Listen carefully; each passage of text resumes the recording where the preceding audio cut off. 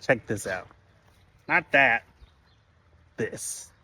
This is my Tangerine Beauty Crossvine, and it's actually about to be even prettier in another day or two because you can see so many flowers have not yet opened up. So let's talk about why it's one of my favorite vines of all time. So first of all, it is a native vine to the southeastern, kind of central United States. Obviously, this time of year in the spring, it just gets covered in these gorgeous blooms, and it's really spectacular when it's in full bloom because it's about half leaves and half foliage, which is really cool. And it'll stay looking like this for about 3 weeks to a month, where it's in just full spectacular bloom. But it will sporadically bloom smaller bloom clusters as the summer goes along. It just won't be covered like it is in the spring. Look at this.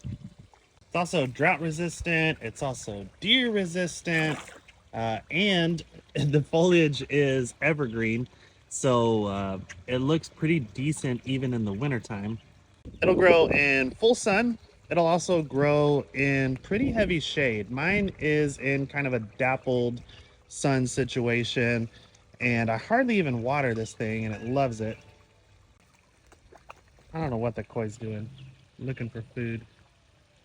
Anyway, this is just a really great vine. Oh, one more thing. It's well behaved. There are so many vines that tend to get out of control. They will, goodness gracious. What are you doing over there? They will spread and kind of take over and go all over the place. But this one pretty much stays on whatever trellis you put it on. I put it on this bridge, and it's covered the bridge nicely, just what I wanted it to. But it's not trying to take over my whole garden or into my yard or anything like that. And so I love well-behaved vines like that.